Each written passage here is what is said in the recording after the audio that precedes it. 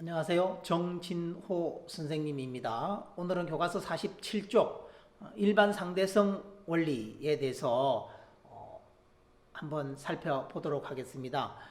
이 시간에는 좌표계 등가 원리에 대해서 살펴보고요. 다음 시간에는 중력 렌즈 효과, 그 다음에 블랙홀 이런 것들에 대해서 좀 살펴보도록 하겠습니다. 오늘은 첫 시간으로 좌표계에 대해서 좀 살펴보고요. 등가 원리에 대해서 살펴보도록 하겠습니다. 좌표계라고 하면 뭐냐 하면 공간상에 어떤 점을 표시하는 효율적인 방법이에요. 우리가 가장 쉽게 가장 많이 우리가 사용해 보는 좌표계가 뭐냐 하면 직교 좌표계예요. 직교 좌표계는 X, Y, Z 축으로 이렇게 표시되는 거지요.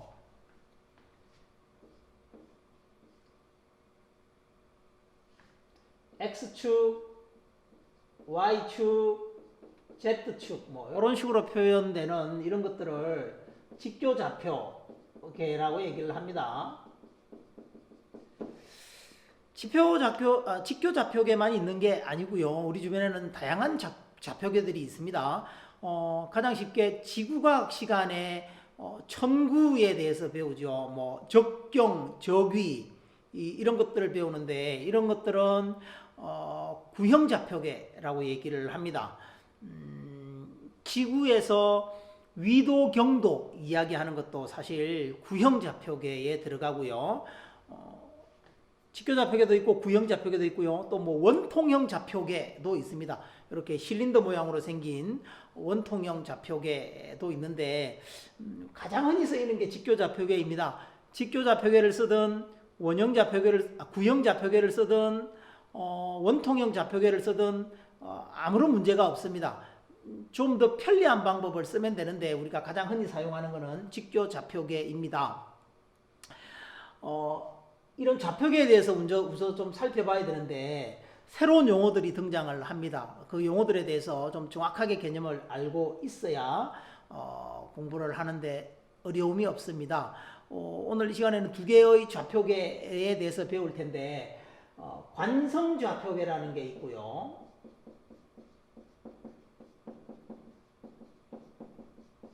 그 다음에 비관성 좌표계.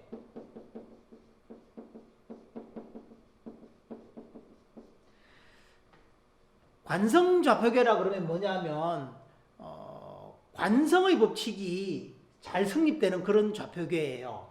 혹시 이걸 다르게 뭐라고 부르냐면 관성계라고 부릅니다. 관성계라고 부르기도 하고요. 관성의 법칙이 잘 성립돼요. 관성의 법칙이 혹시 뭔지 기억이 나나요? 관성의 법칙? 뉴턴 제1법칙이죠.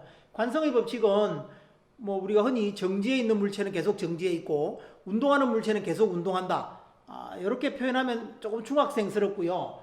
고등학생은 거기다 조건을 집어넣어야 됩니다. 물체에 아무런 힘이 작용하지 않으면 시그마 F가 0이면 정지해 있는 물체는 계속 정지해 있고 간단히 쓰겠습니다. 혹은 등속운동 하기도 하죠. 그죠?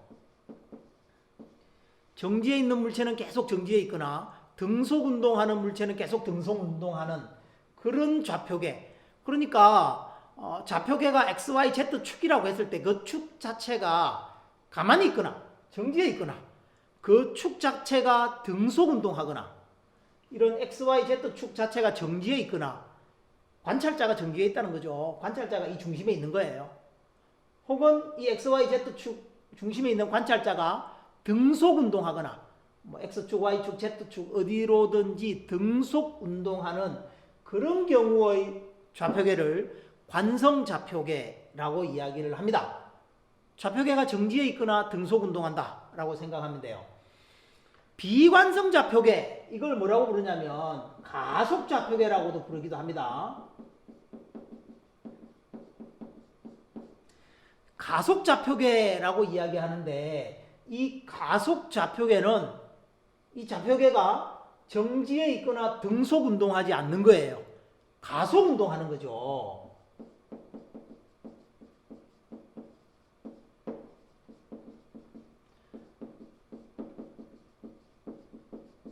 가속운동하는 좌표계예요. 가속운동한다라는 게 무슨 뜻이었죠? 가속운동이라는 게 무슨 뜻이었나요? 지난 시간에 많이 얘기했는데 가속운동하는 경우는 세 가지 경우라 그랬습니다. 어떤 경우라 그랬나요? 빨라지거나 또는 느려지거나 혹은 방향이 바뀌는, 그죠?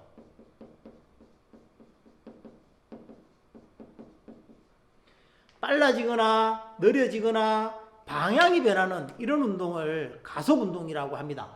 이 좌표축이 점점 빨라지거나 점점 느려지거나 방향이 변한다라고 하면 가속좌표계입니다.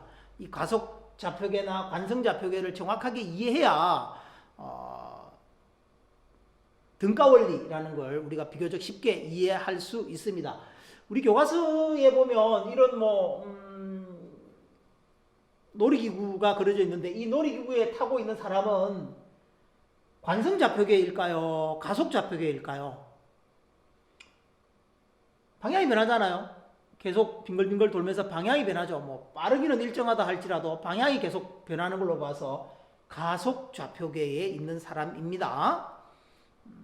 등가원리라는 것을 이해하기 위해서는 관성력을 잘 이해해야 합니다. 관성력 상당히 새롭게 등장하는 개념이고 상당히 학생들이 어려워하는 개념이긴 한데요.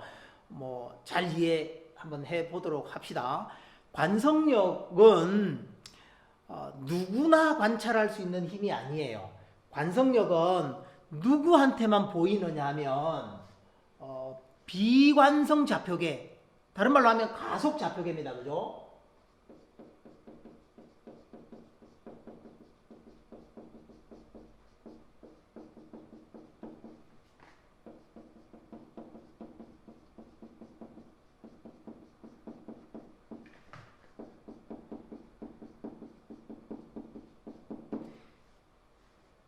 매우 중요한 개념입니다.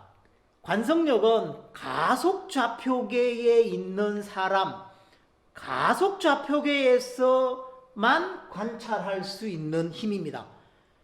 관성좌표계에 있는 사람한테는 나타나지 않아요. 관성좌표계라고 하면 좌표계가 가만히 있거나 등속운동하는 거라 그랬죠. 다른 말로 하면 내가 정지해서 뭔가를 관찰할 때 그 관찰되는 대상한테는 관성력이라는 게 있지 않아요.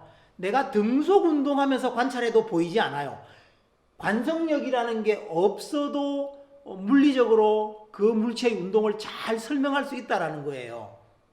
그러나 가속좌표, 빨라지거나 느려지거나 방향이 변하면서 내가 관찰을 하면 반드시 관성력이라는 게 있어야 돼요. 왜 있어야 되느냐 하면 관성력이라는 게 없으면 그 어떤 관찰 대상이 되는 그 물체의 운동을 뉴턴 법칙으로 설명할 수 없어요. 관성력이라는 게 도입되어야만 물체의 운동을 뉴턴 법칙으로 설명할 수 있어요. 그래서 관성력은 실제로 존재하는 힘이냐라고 얘기하면 그렇지 않다라고 얘기를 해야 합니다. 왜냐하면 누구에게는 보이고 누구에게는 보이지 않는 힘이니까. 다른 말로 하면 관성계에 있는 사람은 관찰할 수 없고요. 가속좌표계, 비관성계에 있는 사람한테만 관찰되는 힘이니까 실제 존재하는 힘은 아니다라고 표현하는 게 맞는 것 같아요. 이 버스가 움직이는 상황을 가지고 한번 설명을 해 보려고 합니다. 자, 버스가 오른쪽으로 진행하고 있는데 버스 안에 손잡이는 천장과 수직안 방향에서 이렇게 셋다의 각을 이루면서 요 셋다가 일정하게 유지되고 있는 거예요. 하나 물어봅시다. 이 각이 일정하려면 버스가 어떻게 운동해야 되는 거죠? 버스가 일정한 속력으로 가면 이게 일정하게 각을 이루고 있을까요? 그렇지 않겠죠? 버스가 일정한 속력으로 가면 정지에 있는 거하고 똑같아요. 정지에 있으면 손잡이가 이렇게 밑으로 있겠죠. 그죠? 밑으로.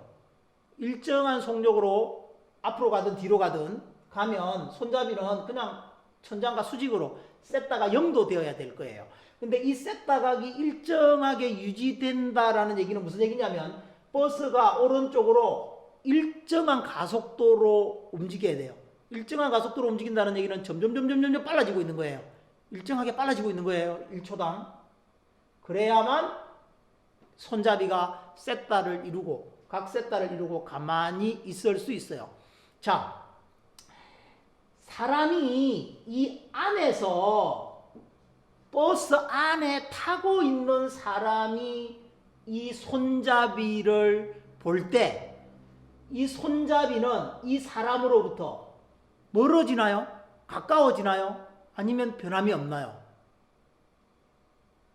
버스 안에 있는 사람이 관찰하는 겁니다. 안에 있는 사람이 손잡이를 관찰하면 자기로부터 멀어지나요? 가까워지나요? 아니면 늘 그 자리에 있나요?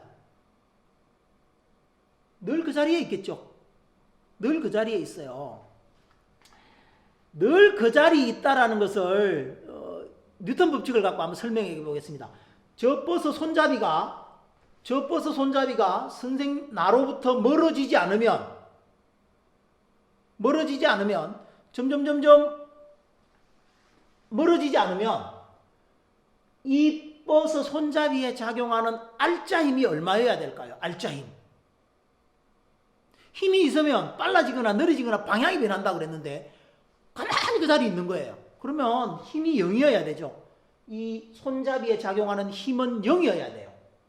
자, 그러면 이 손잡이에 어떤 힘이 작용하고 있는지 한번 이야기해 볼까요? 이 손잡이에는 중력이 있겠죠, 중력.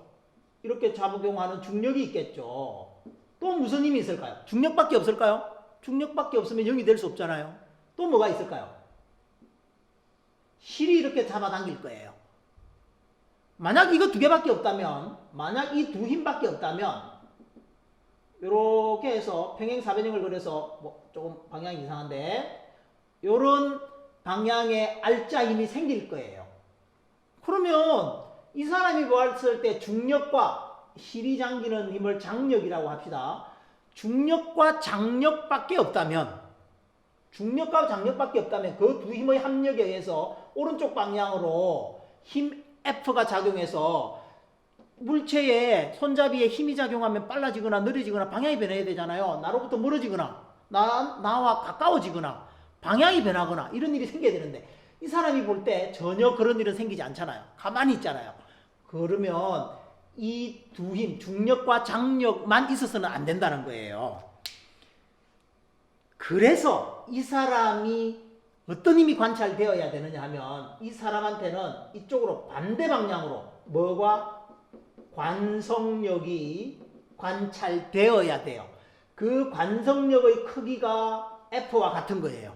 그래서 관성력과 F의 크기가 같아서 다른 말로 하면 중력과 장력과 관성력 이 세 힘을 더한 힘의 크기가 같아져서 힘이 0이니까 처음에 정지하고 있었으니까 계속 정지하고 있는 거죠. 멀어지지 않는 거죠. 가까워지지도 않고요. 방향도 안 변하는 거죠. 그래서 이 사람은 이 손잡이가 가만히 있구나 라는 이 현상을 뉴턴 운동법칙으로 F가 0이라는 뉴턴 운동법칙으로 정확하게 설명해낼 수 있는 거예요. 자, 이 사람은 관성좌표계에 있나요? 가속좌표계에 있나요? 이 사람은 버스 안에 타고 있잖아요. 버스 안에 타고 있는데 버스가 점점점 빨라지고 있잖아요. 그러니까 안에 있는 사람은 가속좌표계에 있는 거예요. 가속좌표계에 있는 사람이고 이 가속좌표계에는 누가 관찰된다고요? 관성력이 관찰되는 거예요. 관성력이 관찰되어야만 있다고 해야만 뉴턴 법칙을 가지고 설명할 수 있는 거예요. 가만히 있는 이 상황을 자기와 이 물체 사이의 거리가 멀어지지 않고 가만히 있는 상황을 관성력이라는 걸 도입해야만 뉴턴 법칙으로 설명할 수 있다는 거죠. 그래서 이 가속좌표계에 있는 이 관찰자가 관찰되는 힘은 뭐가 있느냐 하면 중력이 있고요. 또 뭐가 있다고요? 장력이 있고요. 또 뭐가 있다고요? 관성력이 관찰되는 거예요. 관성력. 그래서 이 사람은 힘 3개가 있다라고 관찰을 해서 뉴턴 법칙을 설명을 하는 겁니다. 어려운 건가요? 자, 다른 상황을 한번 봅시다. 이번에는 관찰자가 자동차 안에 있지 않고 자동차 바깥 지면에 지면에서 관찰자가 이걸 바라보고 있다고 합시다. 밖에 있는 사람이, 자동차 밖에 있는 사람이 관찰하는 거예요. 그러면 이 사람이 볼 때 이 물체에 작용하는 힘을 한번 표시해 볼까요? 중력이 있겠죠. 뭐 자동차 안에서 관찰하나 자동차 밖에서 관찰하나 중력은 반드시 있을 겁니다. 그죠? 중력은 있어요. 또 실이 이 물체를 잡아당기겠죠. 실이 이 물체를 잡아당기고 있을 거예요. 좀 더 크게 할까요? 실이 이 물체를 잡아당기고 있어요. 그러면 이 두 힘에 의한 합력은 이런 방향이죠. 평행사변형을 그려서 이렇게 되겠죠. 요게 힘이겠죠. 힘. 이 바깥에 있는 사람이 볼 때 이 손잡이는 어떤 운동을 하나요? 버스랑 같이 오른쪽으로 움직이겠죠. 일정한 속도로 움직이나요? 그럴 리가 없겠죠. 버스가 점점점 빨라지잖아요. 버스가 점점점 빨라지니까 버스에 붙어있는 손잡이도 점점점 빨라질 거예요. 바깥에 있는 사람이 이 손잡이를 보면 점점 빨라진단 말이죠. 점점 빨라지려면 힘이 있어야 돼요. 그죠? 빨라진다라는 것은 가속도가 있는 거고, 가속도가 있으면 힘이 있어요. 이 사람이 볼 때 이 손잡이가 점점 빨라지는 이유는, 근원이 되는 힘은 이 힘이에요. 중력과 장력 두 개가 있는 거지요. 중력과 장력 두 개가 있는 겁니다. 그래서 밖에서 관찰할 때는 관성좌표계에서 관찰하는 거고요. 관성좌표계에는 관성력이라는 게 필요 없습니다. 관성좌표계에서는 관성력이 나타나지 않아요. 그러면 이 바깥에 있는 사람이 이 물체를 볼 때 저 물체에 작용하는 힘은 중력과 장력만 가지고도, 중력과 장력만 가지고도 이 손잡이가 점점점 빨라지는 가속 운동을 한다는 것을 뉴턴 법칙으로 정확하게 설명해낼 수 있어요. 현상을 관찰하는데 말이야. 이 손잡이를 관찰하는데 자동차 안에 타고 있는 사람과 자동차 밖에 타고 있는 사람이 전혀 다른 물리법칙을 써야 된다라는 것은 말이 안 되죠. 이 안에 있는 사람과 이 밖에 있는 사람이 이 손잡이를 관찰할 때 물리법칙을 동일한 하나를 써서 설명을 하고 싶다는 거죠. 이 사람이 볼 때는 점점점 빨라지는 현상을 뉴턴 법칙으로 설명을 하고 싶고요. 이 사람이 볼 때는 가만히 있는 상황을 뉴턴 법칙으로 설명하고 싶다는 거죠. 그렇게 가만히 있는 상황을 뉴턴 법칙으로 설명을 하려면 관성력이라고 하는 새로운 가상의 힘을 하나 도입하면 돼요. 가상의 힘입니다. 가상의 힘. 실제 존재하는 힘은 아니다라고 했습니다. 또 다른 예를 통해서 한번 설명을 해 보겠습니다. 교과서에도 있는 그림이죠. 조금 전에 선생님은 따로따로 설명했는데 교과서에는 한 그림으로 있습니다. 바깥에 있는 사람과 안에 있는 사람이 이 손잡이를 관찰할 때 손잡이의 바깥에서 사람이 볼 때는 장력과 중력이 있고 그 두 개의 합력에 의해서 가속 운동을 한다라고 표현되어 있는 거고요. 안에 있는 사람은 장력과 중력과 관성력이 있다라는 겁니다. 그러면 관성력은 가속 좌표계에 있는 사람만 관찰된다 그랬는데 관성력을 어떻게 구하느냐?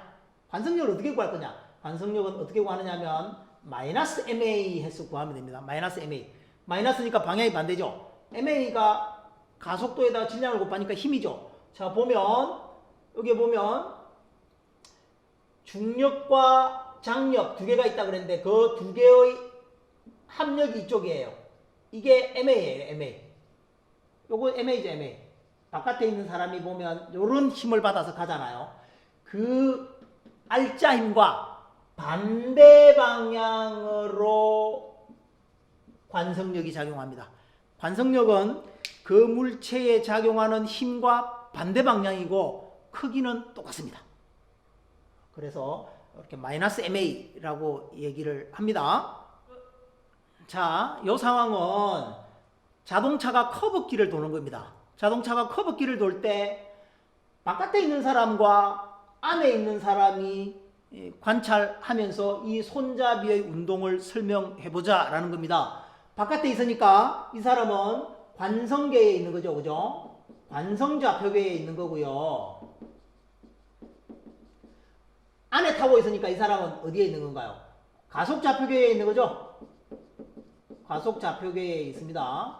그러니까 관성좌표계에 있는 사람은 관성력이 보이지 않고요. 가속좌표계에 있는 사람은 관성력이 보인다고 했습니다. 자, 한번 설명을 해보겠습니다.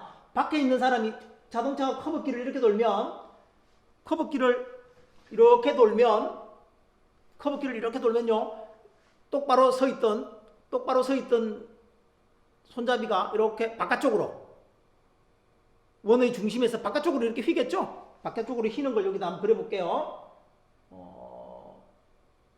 원래는 이렇게 있어야 될지 모르지만 이렇게 휘어 있을 겁니다. 그죠? 휘어 있을 거예요. 휘어 있는 상황을, 이렇게 각을 이루고 있는 이런 상황을 뉴턴 법칙으로 설명을 해 보겠습니다. 관성좌표계에 있는 사람이 볼 때 이 물체에 작용하는 힘은 뭐가 있을까요? 중력이 있겠죠. 중력. 또 뭐가 있을까요? 이쪽으로 작용하는 장력이 있겠죠. 장력. 그죠? 자, 이 사람이 보면 이 손잡이가 어떤 운동을 하나요? 바깥에서 저기 원을 돌고 있는 자동차 안에 있는 손잡이를 보면 그 자동차 안에 있는 손잡이도 버스를 따라서 원을 돌겠죠? 손잡이가 원운동 하겠죠? 이 사람이 이 손잡이를 보면 손잡이는 원운동 할 거란 말이죠. 원운동. 맞나요? 이 사람이 보면 손잡이가 원운동 할 거예요. 여기 있다. 점점 자기로부터 멀어졌다가 또 가까워졌다가.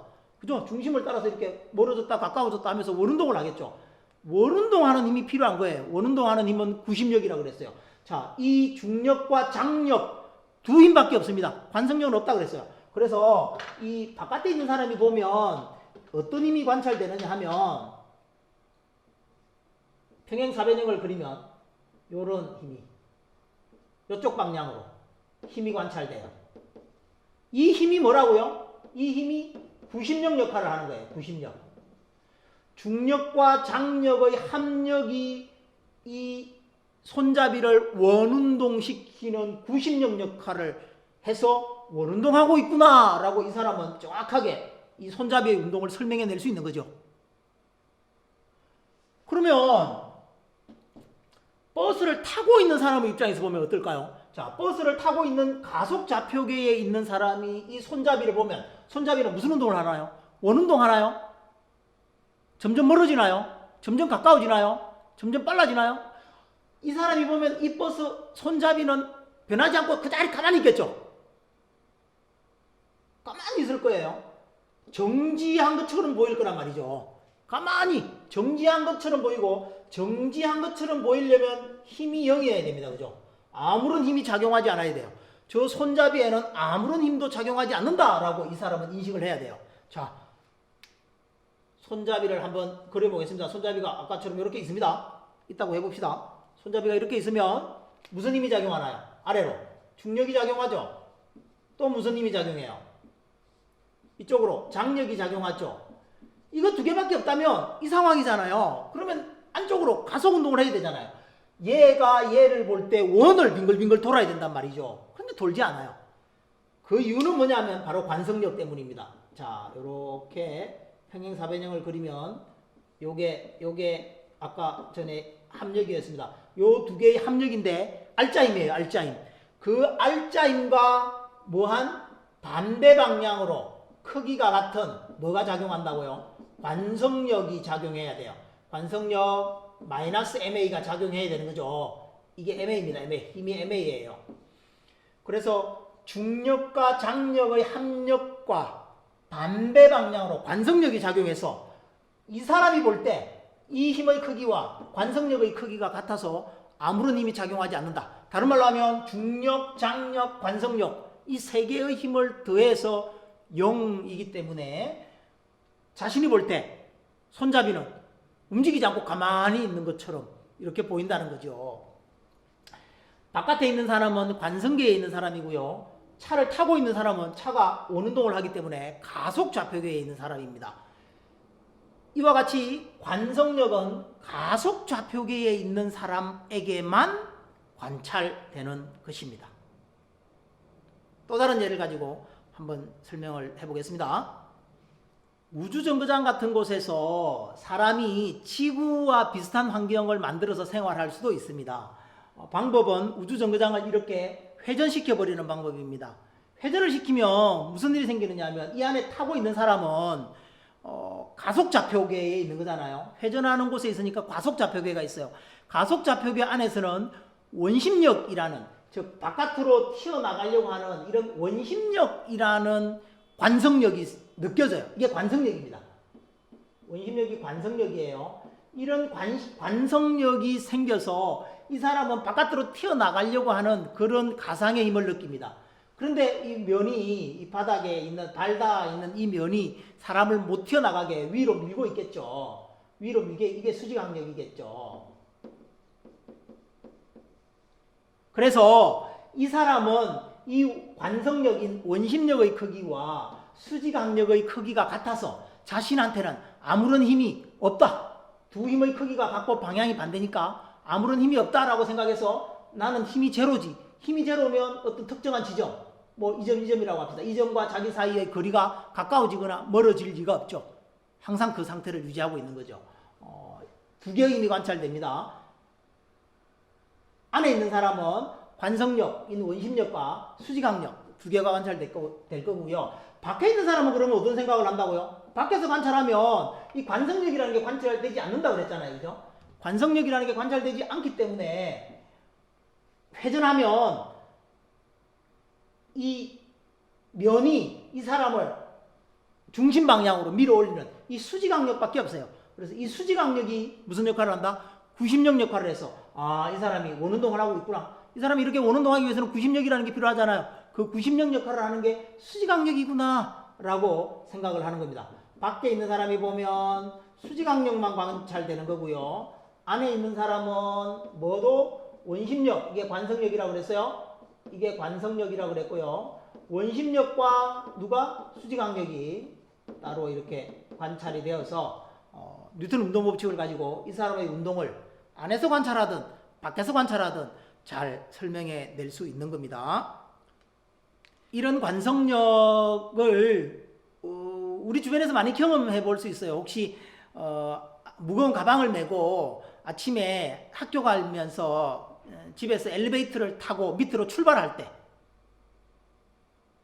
10층에서 엘리베이터를 타고 아래로 팍 출발할 때와 그 다음에 1층 로비에 도착했을 때 엘리베이터가 멈추는 중에 그런 걸 좀 느낄 수 있어요. 가방을 무거운 걸 메면 멜수록 좀 더 잘 느낄 수 있는데 10층에서 1층으로 이렇게 내려온다고 합시다. 10층에서 1층으로 내려올 때 엘리베이터가 여기서 이렇게 내려오겠죠. 그죠? 여기서는 아래 방향으로 뭐 해야 되나요? 출발해야 되고요. 여기서는 내려오면서 여기 정지해야 되겠죠. 점점 정지해야 되는 상황이 생기고요. 여기는 예를 들면 일정한 속도로 움직인다고 해봅시다. 일정한 속도로 움직인다고 하면 자, 엘리베이터를 타고 선생님 발 밑에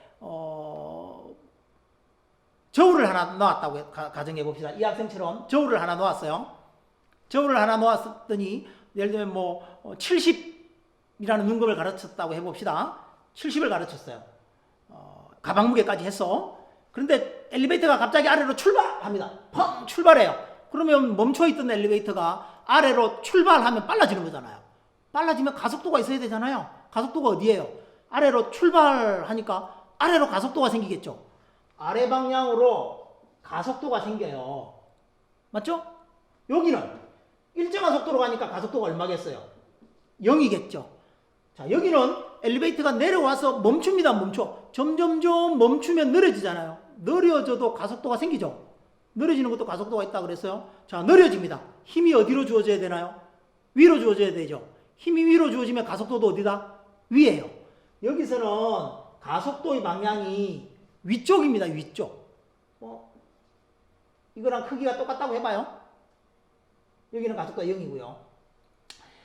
위에서 아래로 출발할 때는 가속도가 아래 방향으로 커지고요. 멈출 때는 1층에 와서 멈출 때는 가속도가 윗방향이에요.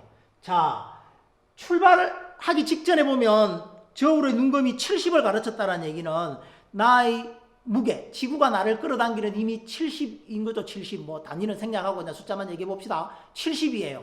근데 갑자기 빵 출발하면 빨라지잖아요. 빨라지면 가속 좌표계에 있잖아요. 내가.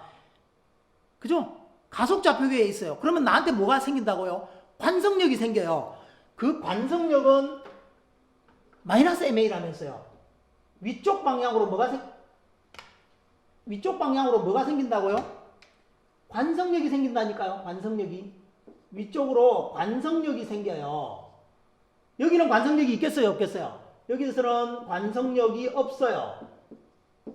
왜? 가속도가 없으니까 마이너스 ma 한 게 관성력인데 a가 0이니까. 여기서는 어디로? 아래 방향으로 관성력이 생겨요. 마이너스 ma니까. 출발할 때는 70이라는 숫자는 지구가 나를 끌어당기는 힘, 그게 70인 거죠. 그런데 빵 출발하는 순간에, 빨라지는 순간에 관성력이 위로 생겨버렸어요. 지구가 나를 아래로 70으로 당기는데 위로 관성력이 생겼다니까요. 그러면 눈금이 70보다 크겠어요? 작겠어요? 70보다 작아지겠죠. 밑으로 당기는 게 70인데 말이야. 누군가가 위로 나를 잡아당기고 있으니까 밑으로 당기는 그 눈금은 더 작게 나타날 거예요. 여기서는 70보다 더 작은 수치가 나타나요. 일정한 속도로 갈 때는요, 지구가 당기는 70만 그대로 나타나겠죠. 바닥에 내려와서 멈출 때는 어떨까요? 멈출 때는 지구가 당기는 힘도 70, 관성력도 아래 방향, 그래서 70보다 더 큰 숫자가 나타나요. 가방을 메고 한번 체험해 보세요. 매우 느리게 움직이는 엘리베이터는 잘 못 느낄 수 있어요. 그러나 속력이 좀 빨리 움직이는 것들은 비교적 느껴집니다. 가방을 메고 밑으로 출발하면 조금 가벼워지는 듯한 느낌이 들고요. 1층에 와서 멈출 때는 묵직해짐을 느낄 수 있습니다. 한번 가방에 책을 많이 넣어서 가서 한번 해보세요. 올라갈 때는 어떨까요? 내려올 때는 이러면 올라갈 때는 위로 팍 빨라지죠. 위로 빨라지면 관성력은 아래. 관성력이 아래고 중력도 아래니까 더 무거워지겠죠. 위로 출발할 때도 무거워요. 일정한 속도로 올라갈 때 관성력 안 나타나니까 70 그대로 나타날 때고요. 올라갈 때는 중력은 70인데 올라가면 점점 멈춰요. 자, 멈춥니다. 멈출 때 가속도는 어딜까요? 멈출 때 가속도 잘 안 보인다 그랬어요. 가속도가 잘 안 보이면 힘을 생각해요. 올라갈 때 멈추려면 힘은 아래로. 힘이 아래니까 가속도도 아래. 맞나요? 가속도가 아래면 관성력은 위. 그래서 중력은 아래, 관성력은 위. 가벼워지겠죠. 내려올 때나 올라갈 때나 1층 쪽에서는 무겁게 느껴지고요. 저 위쪽에서는 가볍게 느껴져요. 집에서 곰곰이 한번 따져 보기 바랍니다. 자주 시험 문제에 나오는 그런 문제들입니다. 교과서 50쪽에 보면 물병 떨어뜨리는 실험이 하나 있는데요. 선생님이 간단히 한번 보여줄게요. 물병을 하나 마련했고요. 이 물병에 여러분들 잘 보이지 않지만 구멍이 있습니다. 구멍이 있어서 이렇게 꼭 누르면 물이 나와요. 뚜껑을 닫아놨으니까 지금 물이 나오지 않는 거예요.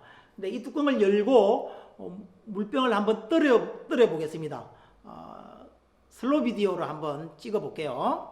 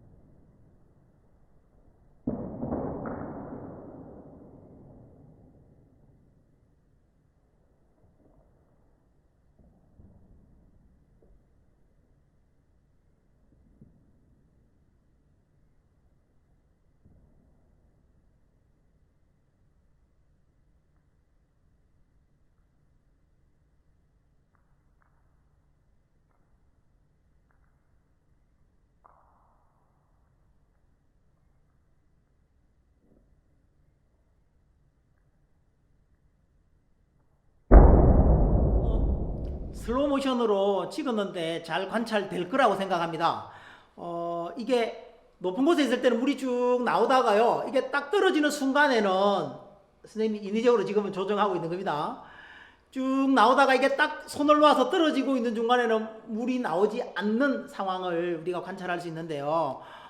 이렇게 물이 나오기 위해서는 압력이라는 게 있어야 되죠. 이 뚜껑을 열면 배기압이 작용해서 물이 나오는 거예요. 그런데 압력이 없으면 나오지 않아요. 자, 물체가 처음에 이렇게 쭉 물이 나올 때는 대기 압력 때문에 물이 나오는 거예요. 그런데 떨어지는 중에 물이 나오지 않는 이유는, 자, 이 물의 입장에서 보면 지구가 끌어당기는 뭐가 있어요?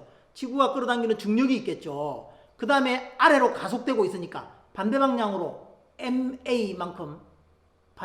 마이너스 MA만큼 관성력이 작용하죠.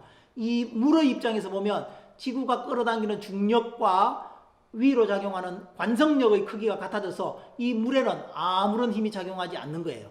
아무런 힘이 작용하지 않아서 구멍 밖으로 나올 수 없는 거예요. 실제 중력이 작용해야 나오는 거거든요. 중력이 압력에 영향을 미쳐서 이렇게 튀어나오는 건데, 중력이 작용하지 않기 때문에, 관성력 때문에 중력을 상쇄시켜 버리기 때문에 압력이 작용하지 않아서 물이 밖으로 나오지 않게 되는 겁니다. 교과서 50쪽과 51쪽에 개념 넓히기라는 내용이 있는데요. 여기서 등가 원리를 설명하고 있습니다. 등가 무슨 뜻인가요? 값이 같다라는 거죠. 값이 같다라는 건데, 이게 뭔 얘기를 하느냐 하면, 관성력과 중력이 똑같다? 무엇이 관성력이고 무엇이 중력인지 우리가 구분할 수 없다라는 그런 뜻이에요. 예를 들어서 한번 설명해 보겠습니다. 우리 교과서에 있는 그림이고요. 좀 특수한 상황으로 이 상자는 바깥을 볼 수 없다고 한번 해봅시다. 바깥을 볼 수 없고 그 안에 사람이 타고 있고 자기 밑에 저울이 있다고 해봅시다. 저울 위에 올라서 있는 거예요. 그러면 저울에 자기 눈금이 나타나겠죠. 그게 지구가 끌어당기는 힘 mg겠죠. mg라는 눈금이 나타날 거예요. 이 사람은 바깥을 볼 수 없기 때문에 지구가 나를 끌어당기는지 안 끌어당기는지는 몰라요. 어쨌든 눈금이 mg예요. 자, 이 사람은 좀 독특한 상황인데요. 우주 공간입니다. 무중력 공간이에요. 아무것도 없는 무중력 공간에 만약에 있다면, 그냥 있다면 눈금이 얼마를 가리킬까요? 0을 가리키겠죠. 자기가 저울 위에 올라와 있어도 0이겠죠. 무게가 없을 테니까. 그런데 그 사람이 그냥 그런 곳에 있는 게 아니라 이 상자가 위로 가속되고 있어요. 근데 그 가속도의 값이 중력 가속도의 값과 같아요. 지구에서 중력 가속도가 g인데요. 그 중력 가속도와 똑같은 가속도로 위로 올라가고 있다고 해봅시다. 얘는 바깥을 볼 수 없지만 지구에 그냥 올려져 있는 거고요. 얘는 우주 공간에서, 아무것도 없는 텅 빈 우주 공간에서 중력 가속도의 크기로 위로 막 빨라지고 있어요. 그러면 이 사람은 가속 좌표계에 있잖아요. 가속 좌표계에 있으면 뭘 느낀다고요? 관성력을 느낀다고요. 이 사람은 관성력이라는 걸 느껴요. 그 관성력이 어느 방향으로 작용한다고요? 마이너스 MA라고요. 가속도가 위 방향이니까 마이너스 MA는 아래 방향으로 가속도가 A가 G라고 그랬으니까, 그죠? 마이너스 MA, 이게 관성력이란 말이죠. 관성력이 아래 방향으로 작용해요. 이 사람한테 눈금과 이 사람한테 나타나는 눈금이 같을까요, 다를까요? 같겠죠. 이거 MG고 이것도 MG잖아요.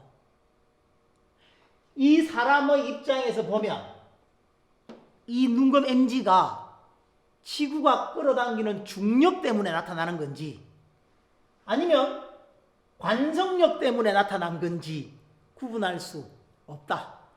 중력 때문에 나타나는 값이나 관성력 때문에 나타나는 값이 같다라는 게 등가 원리예요. 그죠? 지표면에 정지해 있는지, 자기가 지표면에 있는 건지, 지구에 있는 건지, 아니면 자기가 우주에서 가속 운동을 하는 건지 서로 구분할 수 없는 거예요. 바깥이 보이지 않기 때문에. 그래서 등가 원리라고 얘기를 합니다. 또 다른 예가 우리 책에 있으니까 그 그림으로 또 한번 설명을 해 보도록 하겠습니다. 상황이 조금 아까하고 좀 다른데요. 아까는 가만히 있는 지구에 가만히 있는 상황이었지만 지구의 좀 높은 곳에서 아래로 떨어지고 있는 겁니다. 지구 중력 때문에 떨어지고 있다고 생각해 봅시다. 그리고 얘는 우주 공간에 가만히 있는 겁니다. 아무것도 없는 우주 공간에 가만히 있어요. 자, 얘는 지구가 잡아당겨서 어떻게 되나요? 내가 바깥에서 보면 그런 거예요. 밖에 있는 사람이 보면 지구가 잡아당기는 이 중력 때문에 떨어지네 라고 생각하겠죠. 근데 안에 있는 자기는 어떻게 생각한다고요? 자기는 떨어진다면 뭐 천장으로부터 자기가 멀어지거나 혹은 바닥으로 다가가거나 이런 일이 생겨야 되는데 바닥과 자기, 천장, 자기 이런 위치 변화가 전혀 없잖아요. 상자도 떨어지고 자기도 떨어지니까 위치 변화가 없으니까 이 사람은 아무런 힘을 느끼지 않아야 돼요. 그래서 이 사람은 위쪽으로 뭐가 생긴다고요? 관성력이 생기는 거예요. 관성력이 있어서 이 중력과 관성력의 크기가 같아져서 나한테는 아무런 힘이 없구나. 내가 우주 공간에 붕 떠 있는 거구나 라고 생각할 수 있다는 거죠. 바깥을 볼 수 없다면. 바깥을 볼 수 있으면 다른 게 가까워지니까 떨어지고 있다는 걸 알겠지만 바깥을 볼 수 없다면 내가 떨어지고 있는지 우주 공간에 가만히 있는지 알 수 없어요. 자, 마치 이 사람하고 똑같은 거예요. 이 사람은 무중력 공간에 있습니다. 무중력 공간에 있으니까 잡아당기는 것도 없고요. 가만히 정지해 있기 때문에 어디로 빨라지지 않기 때문에 관성력이라는 것도 없고요. 이 사람한테 작용하는 힘도 0입니다. 그죠? 시그마 F가 0이고요. 이 사람한테 작용하는 시그마 F도 0이에요. 그래서 이런 경우나 이런 경우는 중력에 의해서 떨어지고 있는 경우잖아요. 중력과 관성력을 구분할 수 없을 정도로 똑같아서 중력에 의해서 이렇게 낙하하는 경우나 우주 공간에 가만히 있는 경우나 똑같은 상황이라고 사람들이 생각을 하는 거죠.